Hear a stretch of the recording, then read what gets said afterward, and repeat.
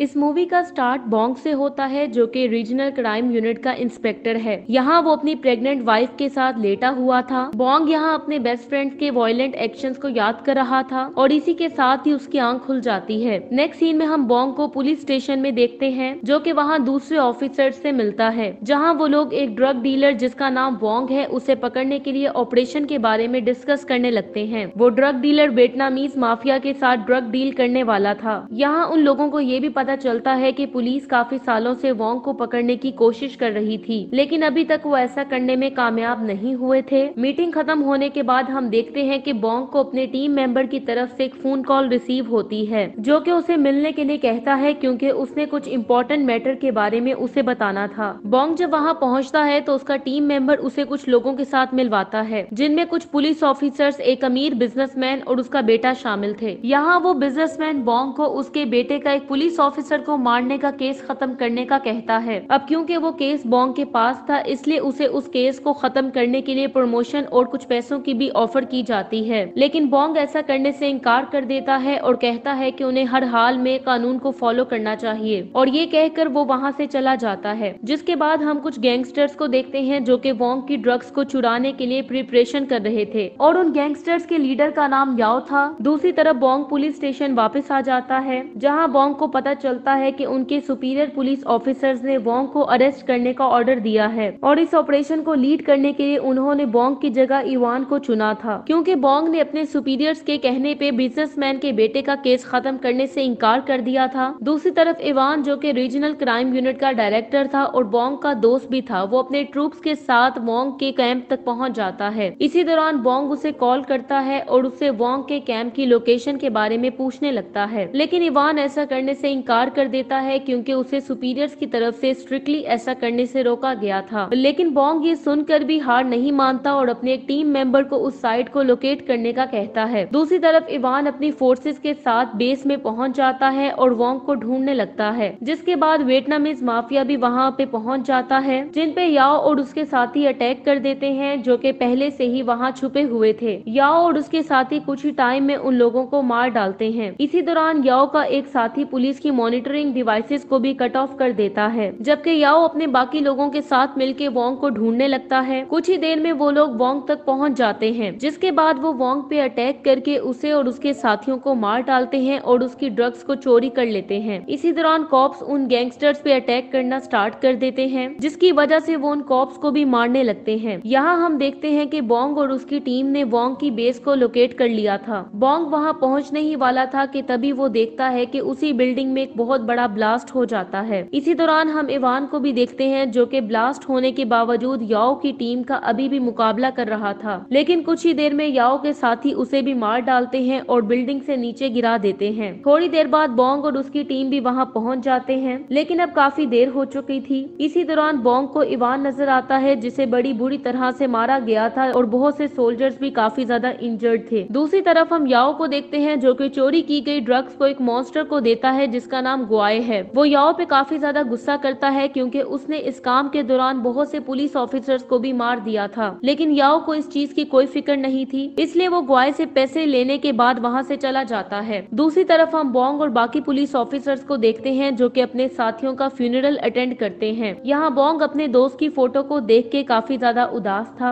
इसलिए वो उस अटैक के मास्टरमाइंड को ढूंढने का प्लान बनाता है, जिस अटैक में उसका बेस्ट फ्रेंड मारा गया था। दूसरी तरफ हम याओ को देखते हैं, जो कि ट्रेनिंग कर रहा था और इसी दौरान उसे अपना पास्ट याद आने लगता है, और हमें पता चलता है कि याओ और उसके साथी पहले पुलिस ऑफिसर्स थे, और इसी के साथ ही हमें ये भी पता चलता है कि याओ बोंग का बेस्ट फ्रेंड भी था। एक दिन उन्हें अपने बॉस सेटो की तरफ से एक मिशन मिलता है, जिसमें उन्हें एक बिजनेसमैन मिस्टर फॉक्स को बचाना था, जिसे बोंग और उसके पार्टनर ने किडनैप कर लिया था। असाइनमेंट मिलने के बाद बोंग और याओ सेपरेटली इस पे काम करना स्टार्ट कर देते हैं, क्योंकि याओ ने बोंग के पार्टनर को पकड़ना था, जबकि बोंग की रिस्पॉन्सिबिलिटी बोंग को पकड़ने की थी। याओ यहाँ बोंग के पार्टनर को पकड़ने में कामयाब हो जाता है, जिसके बाद उसे अपने बॉस की कॉल आती है, जो कि उसे कहता है कि उसे हर हाल में मिस्टर फॉक्स की लोकेशन चाहिए और इसके लिए उसे जो कुछ भी करना पड़े वो कर सकता है। इसके बाद याओ और उसकी टीम बोंग के साथी पे टॉर्चर करना स्टार्ट कर देते हैं और साथ ही उसे इंटेरोगेशन करने लगते हैं। कुछ देर बाद बोंग का साथी उन्हें मिस्टर फॉक्स की लोकेशन बता देता है। दूसरी तरफ बोंग अभी तक बोंग तक नहीं पहुंच पाया था, इसलिए वो याओ से हेल्प मांगता है। इसी दौरान याओ के साथी जब अपने काम से डिस्ट्रैक्ट हो जाते हैं तो वोंग का पार्टनर उनमें से एक को बाइट कर लेता है और वहां से भागने की कोशिश करता है।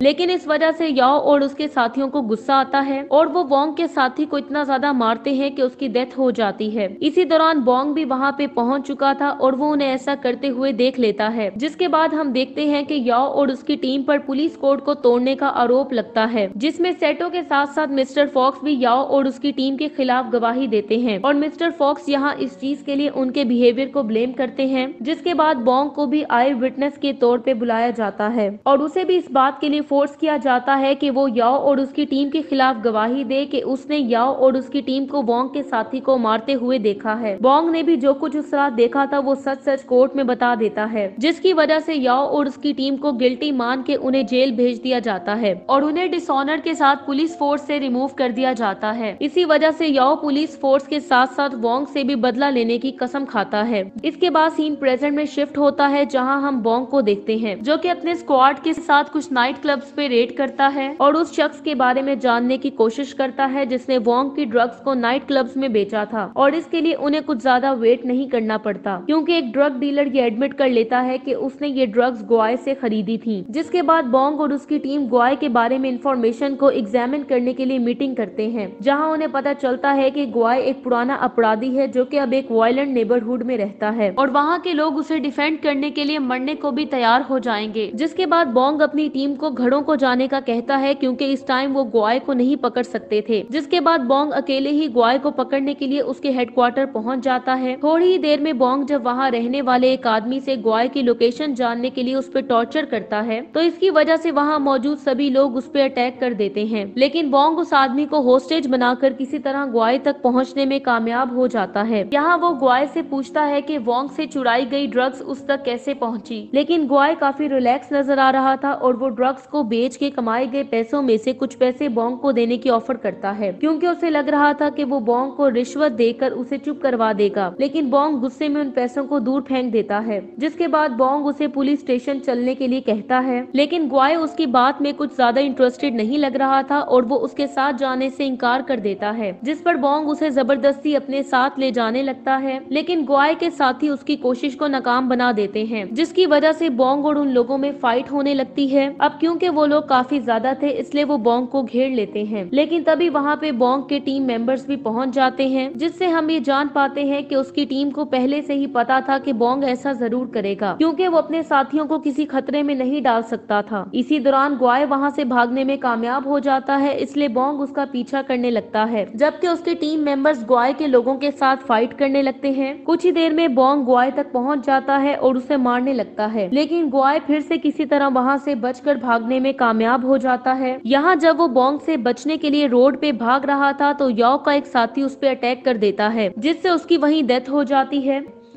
इस इंसिडेंट के बाद high ranking police officers Bong और उसकी टीम की अचीवमेंट्स का एडवांटेज लेते हुए ये क्लेम करते हैं कि उन्होंने ही बोंग और उसकी टीम को ग्वाय के हेडक्वार्टर पे रेड का ऑर्डर दिया था। उसी दिन याओ और उसकी टीम मेंबर्स उन लोगों के अंतिम संस्कार के लिए जाते हैं जो कि रेड के दौरान बोंग और उसकी टीम के हाथों मारे गए थे, और वो उन लोगों के लिए जस्टिस की डिमांड करने लगते हैं। इसी दौरान बोंग भी वहाँ पे पहुँच जाता है, लेकिन वो लोग उसे काफी ज्यादा बुरे तरीके से ट्रीट करते हैं, क्योंकि वो लोग उस मर्डर केस के ट्रायल के बाद उसे पहली बार मिल रहे थे जिसमें बोंग ने उनके खिलाफ गवाही दी थी। उसके बाद बोंग ने उनसे जेल में भी मिलने की कोशिश की थी, लेकिन याओ और उसके साथियों ने उससे मिलने से इनकार कर दिया था। याओ यहाँ अपनी टीम को रोक लेता है और बोंग से अकेले में बात करने पे मान जाता है, जिसके बाद बोंग उसे बताता है कि लास्ट वीक एक पुलिस रेड के दौरान बोंग मारा गया है, लेकिन उसे पुलिस ने नहीं बल्कि कुछ और लोगों ने मारा है, और उन लोगों ने बोंग के साथ साथ बहुत से पुलिस ऑफिसर्स को भी मार दिया है, जिनमें इवान भी शामिल था। याओ ये सुन के स्माइल करता है और बोंग को इस बात के लिए इनकरेज करने लगता है कि उसने उनमें से कुछ लोगों को पकड़ लिया था। नेक्स्ट सीन में हम याओ के एक टीम मेंबर चू को देखते हैं, जो कि अपनी गर्लफ्रेंड और उसके दोस्तों के साथ एक बार में ड्रिंकिंग कर रहा था। जिसके बाद वो दोनों एक होटल जाते हैं, जहां चू अपनी गर्लफ्रेंड को याओ की एक वॉच देता है, जो कि उसने एक रॉबरी के दौरान किसी से छीनी थी। यहाँ हम देखते हैं कि जब चू की गर्लफ्रेंड वॉशरूम जाती है तो वो एक्सीडेंटली अपनी गर्लफ्रेंड के मोबाइल पे एक मैसेज देखता है, जिससे उसे पता चलता है कि उसकी गर्लफ्रेंड उसे चीट कर रही थी, जिसकी वजह से उसे बहुत ज्यादा गुस्सा आता है और वो अपनी गर्लफ्रेंड का गला दबा के उसे मार डालता है और उसकी बॉडी समंदर में फेंक देता है। अगले दिन उसकी बॉडी पुलिस को मिल जाती है और उसके हाथ में वो वॉच भी थी जो कि चू ने उसे दी थी। अब उस वॉच और मर्डर की सीसीटीवी को देखने के बाद बॉन्ग को ये अंदाजा हो जाता है कि उन किलिंग्स के पीछे याओ और उसका गैंग है। दूसरी तरफ याओ और उसके साथी एक माफिया बॉस कॉन्ग से मिलते हैं, ये डिस्कस करने के लिए कि कैसे वो मिलकर मिस्टर फॉक्स की बैंक को लूट सकते हैं। दूसरी तरफ बॉन्ग और उसकी टीम चू का सिम कार्ड ट्रेस कर लेते हैं और उन्हें पता चल जाता है कि चू कहाँ पे है, इसलिए वो उसका पीछा करने लगते हैं। यहाँ चू और उसके साथी को जब ये रियलाइज होता है कि पुलिस उनका पीछा कर रही है तो वो उनसे बचने की कोशिश करने लगते हैं और इसकी रिपोर्ट याओ को भी कर देते हैं। लेकिन इस दौरान चू को ये पता नहीं होता कि बॉन्ग और उसकी टीम उसका फोन टेप कर रहे हैं, इसलिए बॉन्ग को ये पता चल जाता है कि याओ कहाँ पे है और वो थोड़ी ही देर में उस बिल्डिंग तक पहुँच जाता है। दूसरी तरफ याओ और उसके साथी जिन्हें चू ने बॉन्ग के बारे में बता दिया था वो अलग अलग होके वहाँ से निकलने की कोशिश करते हैं। इधर चू का साथी पुलिस से बचने के लिए कार से जंप कर देता है और वहाँ से भागने की कोशिश करता है, लेकिन आखिरकार पकड़ा जाता है। थोड़ी ही देर में बॉन्ग भी उस जगह पहुँच जाता है जहाँ याओ मौजूद था। याओ को भी बॉन्ग के वहाँ होने का पता चल जाता है, इसलिए वो दूसरे रास्ते से पार्किंग लॉट में पहुँच जाता है और एक बाइक पे बैठ के वहाँ से भाग जाता है। बॉन्ग भी सेकंड फ्लोर से उसे भागते हुए देख लेता है और नीचे एक कार पे जंप कर देता है, जिसके बाद वो उस कार के ऑनर को अपना पुलिस लाइसेंस दिखा के उसकी गाड़ी ले जाने की परमिशन मांगता है और उसमें याओ का पीछा करने लगता है। इधर चू एक ट्रैफिक जैम में फंस जाता है जहाँ पुलिस उसे घेर लेती है। अब इससे पहले कि वो पकड़ा जाता उसके बाकी साथी आके पुलिस पे फायरिंग करना स्टार्ट कर देते हैं और चू को बचा लेते हैं। याओ भी बॉन्ग से उस वक्त बच निकलने में कामयाब हो जाता है जब बॉन्ग एक बच्चे को एक्सीडेंट से बचाने की कोशिश करता है। नेक्स्ट सीन में हम याओ के उसी साथी को देखते हैं जिसे पुलिस ने पकड़ा था। बॉन्ग यहाँ उससे इंटेरोगेशन करने लगता है और उससे वॉन्ग के हेडक्वार्टर में होने वाली रॉबरी और किलिंग्स के बारे में पूछने लगता है, लेकिन वो आदमी अपनी टीम के साथ लॉयल रहता है और कुछ भी कन्फेस करने से इनकार कर देता है। दूसरी तरफ याओ और उसके साथी चू को काफी ज्यादा मारते हैं जिससे उसकी डेथ हो जाती है। अब क्योंकि चू मर चुका था इसलिए पुलिस के पास याओ को अरेस्ट करने के लिए कोई भी लिंक नहीं बचा था। चू को मारने के बाद याओ अपने साथियों को सेटो को किडनैप करने का ऑर्डर देता है और कुछ ही टाइम में वो लोग सेटो को भी किडनैप कर लेते हैं। अगले दिन हम देखते हैं कि बॉन्ग और उसकी टीम याओ और उसके साथियों को पकड़ने के लिए प्लानिंग करने लगते हैं। तभी याओ और उसके साथी भी वहां पहुंच जाते हैं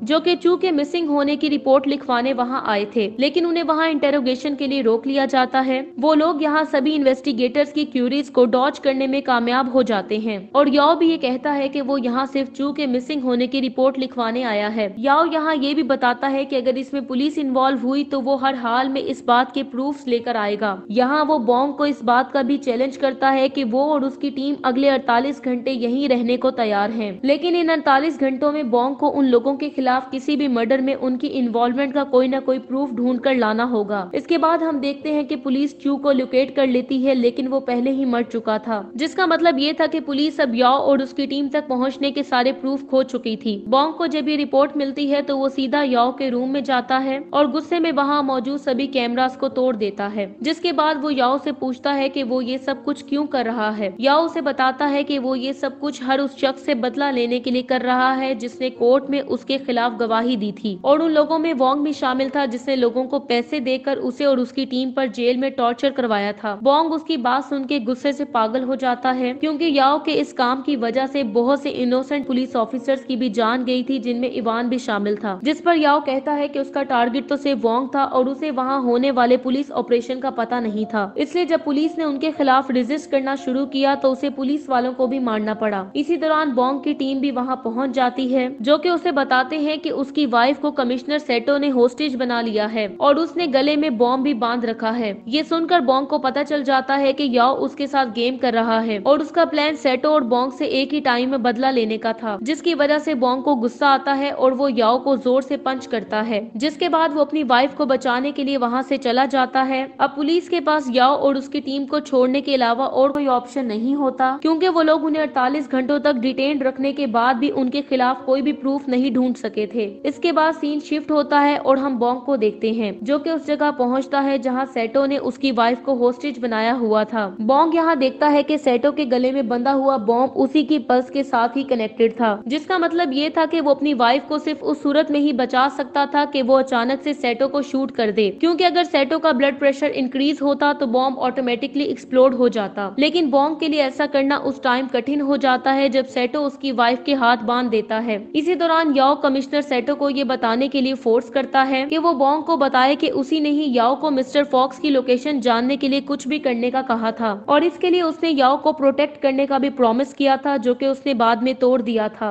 जिसके बाद सेटो उसे बताता है कि उसने ऐसा इसलिए किया था क्योंकि वो मिस्टर फॉक्स की अटेंशन हासिल करना चाहता था, जो कि काफी अमीर बिजनेसमैन था। इसी के साथ ही वो लोग बॉम्ब को ब्लास्ट करने के लिए काउंटडाउन स्टार्ट कर देते हैं, जिसकी वजह से बॉन्ग पैनिक हो जाता है और उन पुलिस वालों पे ही फायरिंग करने लगता है जो कि उसकी वाइफ को वहीं छोड़कर उसे वहां से निकालना चाहते थे। तभी दूसरी तरफ मौजूद एक पुलिस स्नाइपर सेटो को शूट कर देता है, जिसकी वजह से बॉम्ब इनएक्टिव हो जाता है। लेकिन याओ उसे फिर से एक्टिव कर देता है और अपने साथी को एक्सप्लोसिव बटन प्रेस करने का कहता है। ये सुनकर बॉन्ग जल्दी से अपनी वाइफ की हथकड़ी को तोड़ देता है और उसे लेकर वहां से भाग जाता है और इसी के साथ ही वो बॉम्ब भी एक्सप्लोड हो जाता है। नेक्स्ट सीन में हम बॉन्ग को हॉस्पिटल में देखते हैं, जहां डॉक्टर्स उसे बताते हैं कि उसकी वाइफ और बेबी बिल्कुल ठीक हैं। इसी दौरान सेंट्रल पुलिस भी वहां पहुंच जाती है और बॉन्ग को पुलिस वालों पे फायरिंग करने की वजह से अरेस्ट कर लेती है। दूसरी तरफ याओ और उसकी टीम माफिया बॉस कॉन्ग से मिलते हैं ताकि वो मिस्टर फॉक्स के बैंक को लूटने के लिए अपने प्लान को डिस्कस कर सकें, जो कि चू की मिस्टेक की वजह से डिले हो गया था। लेकिन कॉन्ग, जिसे न्यूज से याओ और उसकी टीम के बारे में पता चल चुका था, वो उनके साथ मिलकर काम करने से इनकार कर देता है। ये सुनकर याओ को गुस्सा आ जाता है, जिसकी वजह से वो लोग कॉन्ग और उसके साथियों को मार डालते हैं। लेकिन कॉन्ग को मारने से पहले याओ उसकी पॉकेट में फॉक्स बैंक के सिक्योरिटी डाटा वाली फ्लैश ड्राइव की जगह वो ड्राइव डाल देता है जिसमें बीपीए बैंक का सिक्योरिटी डाटा था, ताकि वो पुलिस को डिस्ट्रैक्ट कर सके,